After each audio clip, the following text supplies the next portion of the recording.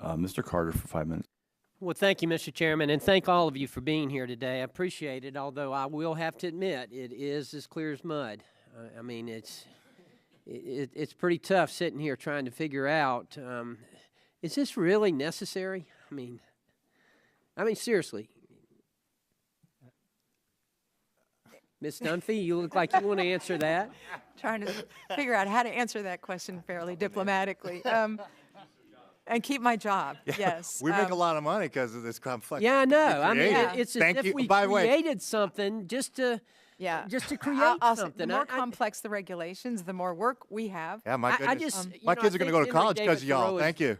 I think Thoreau is just turning over in his grave right now. I just, simplify, and I'm just trying to figure out. But in all seriousness, I will ask questions about it. I'm just interested, Mr.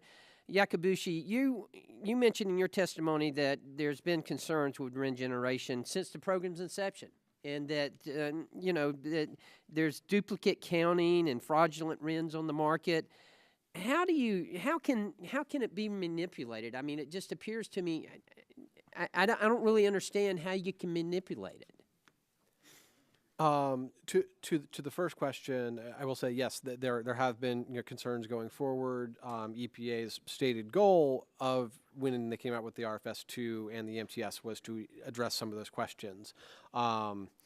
Whether or not the current system has succeeded, is still an open question. One of the things is, to your original question, is it necessary? If you want a market-based system, you do need a market. There are simpler systems you could come up with, but they may not provide the flexibility that a market does. So that's a trade-off.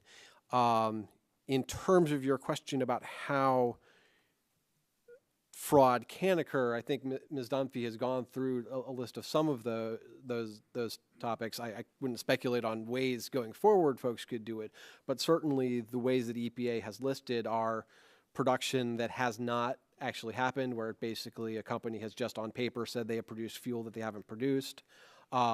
Companies that have produced fuel that doesn't actually qualify because of the feedstock requirements, but they've attested that it has. And companies that have exported fuel that's otherwise not eligible, because in any case where a fuel isn't eligible, those RINs need to be retired. And if they're not retired, then those RINs are invalid. Okay. Well, you mentioned in your testimony also that there are two markets. There's a primary market and there's also a secondary market. And that secondary market, as I understand it, that's where the owners buy and sell the excess RINs. Correct. Can the secondary market impact the primary market? I would believe so, but I'll refer to my market folks. We don't tend to look at it as primary and secondary markets. The RINs are all traded sort of evenly. They don't have any distinguishing characteristics that would, attach them to other markets. So from price reporting agency standpoint, they're the same market. Can they have an impact on the price of fuel? They do, yes. So in fact, we report an aggregate cost of RINs as it would be affecting any gallon sold in the United States. We call it the RVO per gallon cost. Currently, that's around 4 cents per gallon of petroleum fuel sold. Okay.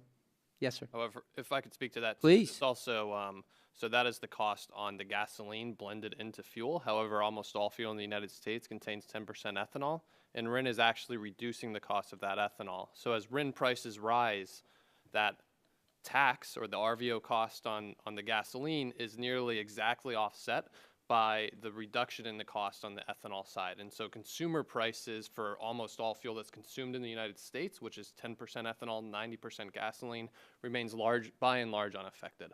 Okay, good. Well, thank you. I appreciate that. Ms. Dunphy, I want to ask you, because I represent the entire coast of Georgia, so ocean-going vessels are of interest to me. And I know you had a discussion with another member about ocean-going vessels and about the renewable fuel that's used in those. And I just wanted to ask you, can you explain to me why it's necessary to retire RINs when it comes to fuel for an ocean-going vessel?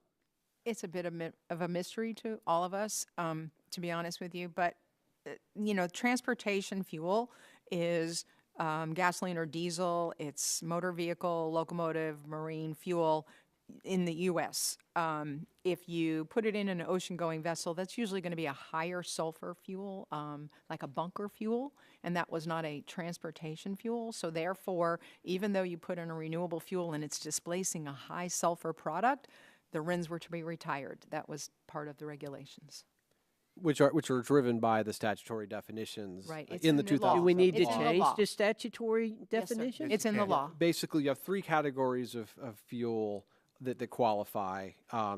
Highway transportation fuel, heating oil, and jet fuel are basically the three fuel components or three fuel categories that qualify to generate RINs. All other fuel categories are exempted by the statute. Brilliant. Mr. Chairman, I yield.